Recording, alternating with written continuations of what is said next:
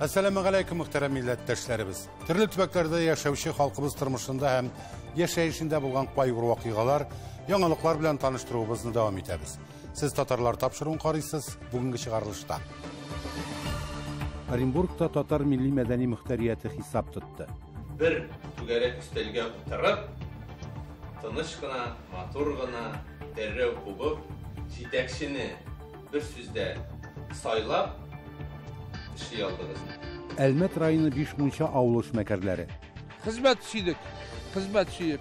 Şusunun deyin kurabız faydasın. Almatı'da yaşayışı kon kardeşimiz Neste Kiribayeva. Әкемнің ар жағында бар татарлар, бір тұқымымызда бір социалеттен осы беріледі екен ғой, қаны кейін шығады біреулерге.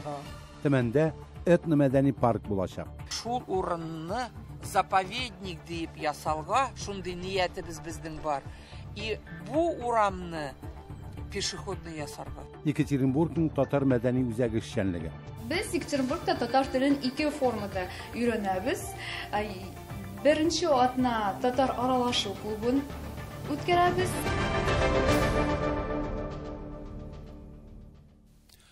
Оренбург ülkesi Tatar Milli Medeni Muhtariyeti üzerinin hesap oturuşunu uzdurdu. Şarada bütün Dünya Tatar Kongresi Başkarma Komiteti jetekçisi Daniz Fenisoğlu Şakirov da katnaştı.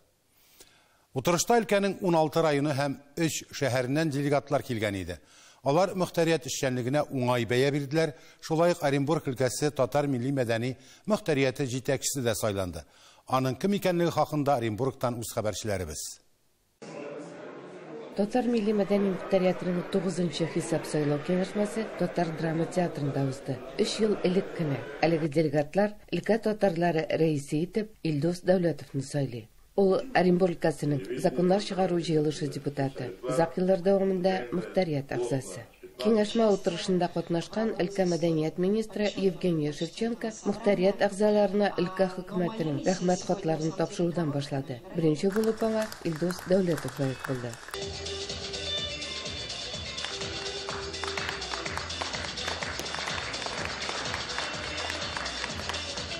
Reisinin jetekçilik işçenligi 2019 yılda Orенбурg delegatsiyasının bütün Dünya Tatar Kongresi'nin çağırığı boyunca Kazan'daki işraşulardan başlandı.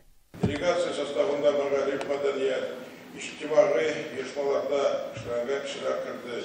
Yıl uğuşlu bulup gitti diyen idi. Bu sefer halkını birleştirdi, işlerine daklandırdı. Daniz Şakirov milletteşler karşında çıkış yasap, Tatarstan Premier Ministri orunbasarı bütün Dünya Tatar Kongresi'nin Milli Şura reisi Vasil Şıkrazeyev isiminden selamlarını jetkirdi. Muhtariyet reislerini söylaganda işmakarlarga bosim yasauga negiz barlığı hakkında aytip uzdu jetekçi.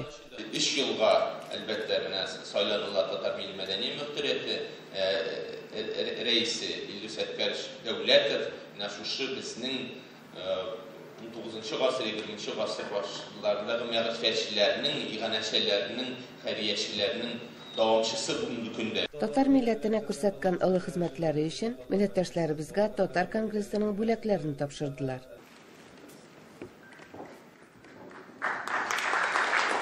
Tatar muhtariyeti yardımında 3 yılda başkarılgan işlerde boyuttak. 20. yıldan başlap avul teritoriyasında inisiyatif Türkiye tarafından avulumuz tarihine bağışlanan muzey bulduru boyunca iş başlandı. Muzey için bina bölüp verilgen. 21. yılda Orенбург Tatar Milli Medeni Ekonomiyası Tibet İçtimai İlişması yardımı bilen elegi ideyini tırmışka aştırı için grant verildi.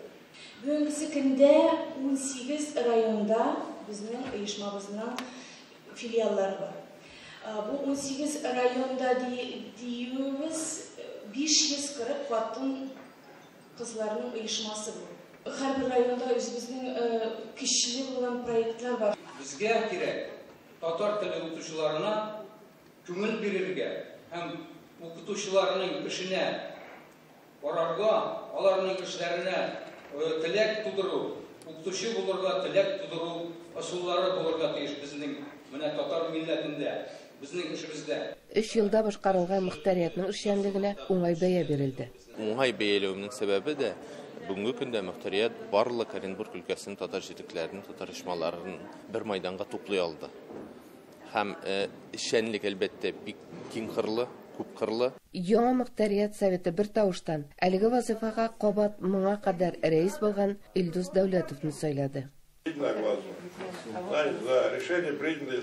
Сез ниһаять бер түгәрәк өстәлгә утырып, тыныч кына, матур гына, дәррәү кубып, җитәкчене бер сүздә сайлап эшли алдыгыз. Бер түгәрәк өстәлдә 39 кешелек советны төзеп, бүгенге көндә туплый алгансыз икән. Әлбәттә, мин бүгенге көндә шундый Оренбург өлкәсе безнең өчен ул аерым бары бер ясылыкта. Әле бергә шулай эшләргә ясын. Рәхмәт сезгә барыгызга да. Оренбургдан Фирүзә Абсалямова, татарлар. Дәвам итәбез. Татар авылларының киләчәге шул җирдә үскән, тырыш, хезмәт сөйгән яшьләр кулында дисәк, ялгыш булмас. Билгеле, алар өлкән буын үрнәгендә тәрбияләнә. Бүген безнең авыллар ничек яши дигән сорау белән без Татарстанның Әлмәт районы Бишмунча авылына юл алдык. Һәм авыллар өчен янып йөргән эшмәкәрләр белән очраштык. Аларның эшчәнлеге турында киләсе видео язмада.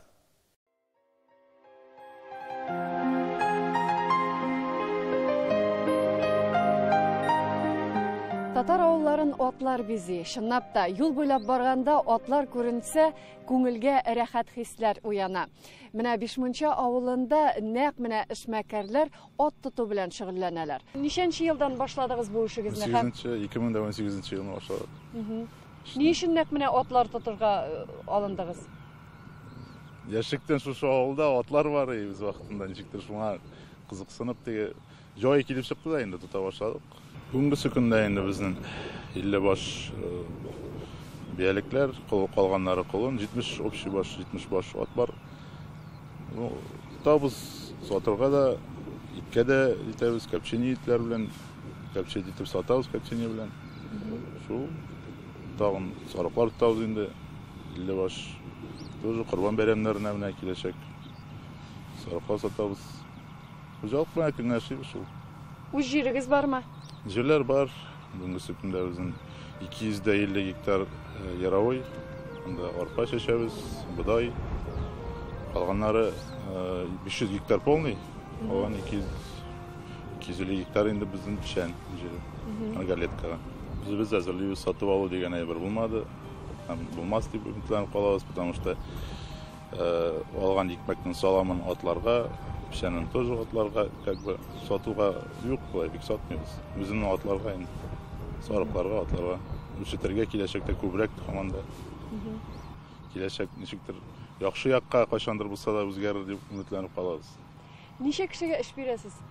Күп халык. Көндә 7 кеше эшли. Алар шушы авылныкылар. Шушы авылныкылар, иптәшләр бөтенесе дә яшьләр. Әйе, авыл яшьләр кулында шунсыз мөмкин дә түгел. Кайчандыр нигез салган, үстергән ата-бабаларыбыз мирасы бит ул туган авыл. Безнең менә үзебезнең депутатларыбыз бар инде, алар бик нык булышалар безнең авылда инде. Бик күп программаларда катнаштык, менә үзебезнең техникалар ала башладык. Чөнки бит инде авыл җирендә бит инде үлән чабарга кирәк, җирләрне эшкәртергә кирәк. Менә шуның өчен инде президентский программа буенча инде менә безгә Беларусь тракторы тәкъдим иттеләр, бүләк иттеләр инде президент исеменнән инде. Үзегез күреп торасыз, менә үзебезнең дә техникабыз бар. Авыл җирләрдә эшләнә, Аллага шөкер. Авылда менә күпме хуҗалык, күпме халык яши, гомумән нәрсә белән яши халык? Бүгенге көндә 1000-гә якын кеше яши безнең. Безнең күпчелеге инде ЛПХ белән маллар тоталар. Гомумән, Бишмунча авылында маллар тотып, шушы җирнең тәмен белеп гомер итүче эшмәкәрләр байтак. Мөбарәк Шыннар гаиләсе шуларның берсе. Мин шушы Бишмунча авылында туып үстем. Бишмунча авылында туып үсеп, шушы яшемә хәтлек бер кая чыкмадым, авылдан китмәдем. Мин авылда үземнең бу яшьтән сайлаган һөнәрем дип атарга була иде. Әти бабайдан калган бу мал. Шушыны мин дәвам итүче. Мин малсыз яшәмәдем. Бүген менә күпме маллыгыз бар? Бүгенге көндә 30дан артык мал саны бар. Мин тирлек дип атала инде. Сарыклар тотабыз. 13 баш савым сыерыбыз бар. Аны улым белән бергәлектә иптәшем Кәримә инде шушылай савып, сатучылык белән яшәп ятабыз. Хезмәт сөйдек, хезмәт сөеп. Шушының Neyin көрәбіз файдасын? Ауылда сол хәллек оңайлы қазіргі яшаған кішіге. Оңайлы. Міне мен өзіме шығып енді оңайлы. Өзіміздің чиста сап хава, тыныш. Сағат ертеңгі 4-6-дан сағат 10-да біз мал янында. Міне шушы.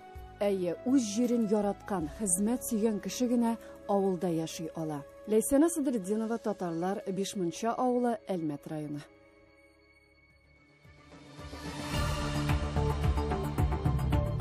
Hürmetli тамашачылар, сіз татарлар тапшыруын қарайсыз.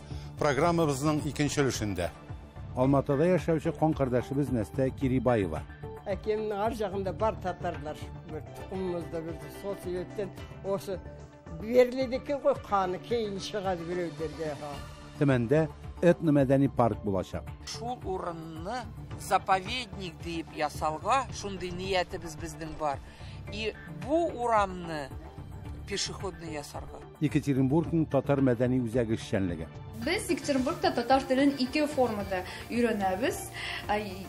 Беренче атна татар аралашу клубын үткәрәбез. Безнең киләсе сюжетыбыз герое бала чактан татарлар арасында үскән. Татар халык җырларын башкарга ярата. Аның әтисе ягыннан татар тамырлары да бар икән. Сүзебез Алматы шәһәрендә гомер итүче Нәстә Кирибаева хакында. Анда кунакта Әдилә Төхбәтова булып кайтты.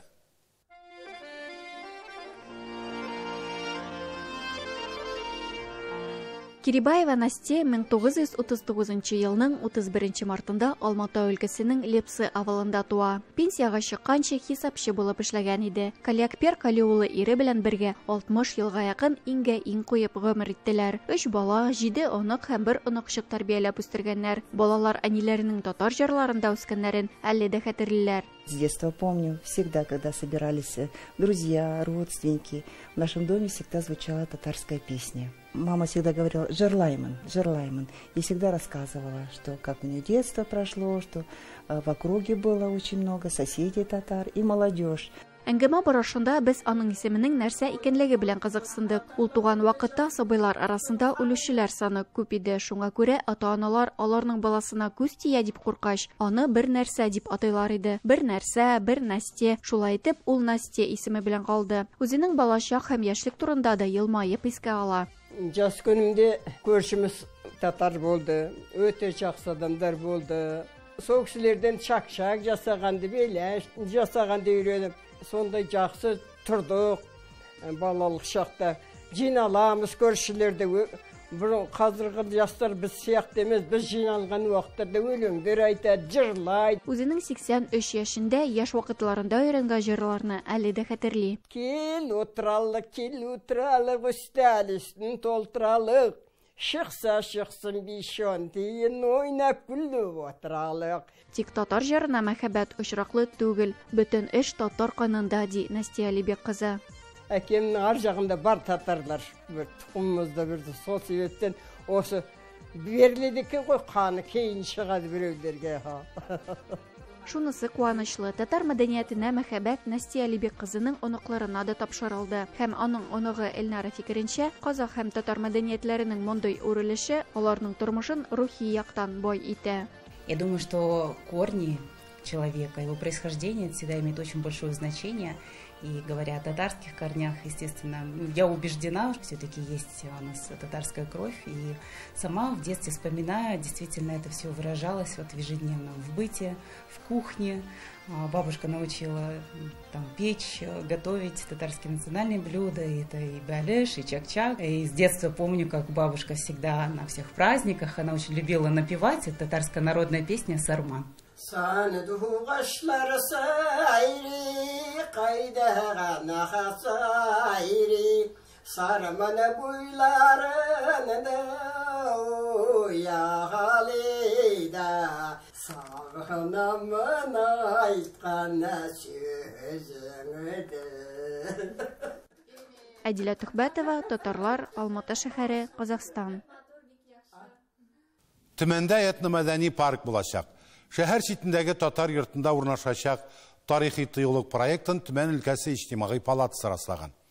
Бүгінгі Яңауыл микрорайонында Мадияровлар, Шабабинлар тарихи утарынан нәрсәләр сакланып қалған. Бұлар хақында келесі видео язмада. 1690 елда Тобольский губернияға Бухарадан бабайның бабайлары келген. Аның исеме Яңауыл булмаган, Шабабинский, Мадияровский юрты deyip аталған. Аны бу йортларны ике Бухарадан килгән кеше салганнар. Ашман Шабабин и Матияр Дасаев. Элекке Яңауыл районы, хәзерге Парфеново микрорайоны буенча экскурсияны Эльмира Сажина Яңауыл аллеясыннан башлый. Аны 2 ел элек мәктәп территориясында Гомәровларның нәсел дәвамчылары төзегән. Стендларда Эльмира Сажинаның гаилә архивыннан фотосурәтләр, шулай ук бераз тарих белән дә танышырга мөмкин. 375 ел элек бу урында бухарлылар Шабабин һәм Матияр юртыларына нигез сала. Яңауыл дигән атаманы юртыларга инкыйлаптан соң гына бирәләр. Кунаклар безнең Яңавылга мәктәп янына килә. Мин аларга исәнмесез диеп, мин Бухарадан килгән кеше диеп әйтәм. Алар бик ирексенәләр мине күреп. Бу сезнең башыгызда нәрсә диеп, Төмәндә, Себердә шундый хатын калфакта безне күрше ала диеп. Эльмира Сажинаның башында шигүле калфак, улаңа әбисеннән калган. Халкыбызның тарихы белән илһамланган ханым туристларга Төмәннең билгесез урыннарының серләрен ача. Бухарадан килгән кешеләр, бухарцы, 2 мәчет утырттылар. Бер мәчет вот шул урында иде. Хәзер ул урында безнең духовное управление мусульман ясы мәдрәсе кызларга шул урында менә бу мәчет торган. Бу Шабабинский юртларның мәчете. 100 йортка бу авылда 2 мәчет булган. 3 мәктәп, 1 мәдрәсе. Кызыклы факт, Япониядә беренче мәчет ачылуга көч куйган танылган дин һәм җәмәгать эшлеклесе Габдрашид Ибраһимов башлангыч белемне Шабабин юртларында ала. 1990 елларда иске мәчет территориясында Төмәннең Җәмих мәчетен төзиләр. Күп еллар ул шәһәрдә бердән-бер булган. Тарихи мәдәни тыюлыктагы юлыбыз елга буйлап аска таба дәвам итә. Без торабыз урамда, хәзер ул Мусид Җәлилә дип урамы атала. Элекке бу Матияровский юрты диеп авыл булган. Вот шул урында Бухарадан килгән кешеләр йортлар салганнар. Менә хәзер без күрәбез бер йортны, шундый йортны. Хәзер бу йортта Ахметшиннар торалар. Элекке бу урында 2 этажлы зур йорт булган. Хәзер 1 этажы гына калган. 1920 елларда бухарлылар репрессиягә эләгә, үйләрен җимерәләр, 2нче катын алып башка районнарга күчерәләр. Салахетдин Әхмәтшин бу йортка 1957 елда килеп урнаша. Ул вакытта биредә 5 гаилә яшәгән. Хәзер ул бердән-бер хуҗа. Тәрәзә йөзекләрен ничек саклап калуы турында горурлык белән сөйли. Аларга һәм йортның үзенә дә инде 2 гасыр. Салахетдин Әхмәтшин бакчасындагы табылдыклар буенча йортны төзүче күн эшкәртү белән шөгыльләнгәнен аңлаган. Аны курада диләр, бочкалар бар, ул бит ни белән, кожевинный кожа белән заниматься иткән. Ремонт ясаганда өстә шушындый слой кожа яле. Отходы. Шуның өстенә менә хәтле җир салынган. И шул урамда Матьяров дигән бу татарлар торганнар. Уң ягыбыздан безнең зиярат, мусульман зияраты. Бу зияратка почти 400 ел. Тагын бер урам Габдулла Тукай дип атала. Шул урамда Шабабинский юртлар торганнар. И күл буенда тагын бер мечет булган. Шул урынны заповедник дип ясалга, шундый ниятебез безнең бар. И бу урамны пешеходный ясарга. Тарихи мәдәни тыюлык буенча экскурсияны Эльмира Сажина үз йортында төгәлли. Биредә ул бухарлыларның киемнәрендә фотосурәткә төшәргә тәкъдим итә. Моның өчен аның тулы бер костюмнар тупланмасы һәм бизәнү әйберләре бар. Кунакларыма гел күрсәтәм, менә бу калфак әбинең әнисенең, бу калфак безнең әбинең әбисенең. Бу калфакка 150 елдан артык. Бу яулык Мөршидә шәл дип әйтәләр анарга татарлар. Татарлар хатын-кызлар инде иргә чыккан хатаннар чәчне күрсәтмәгәннәр. Алар чәчләрен япканнар, нагрудное украшение, изю татарларда.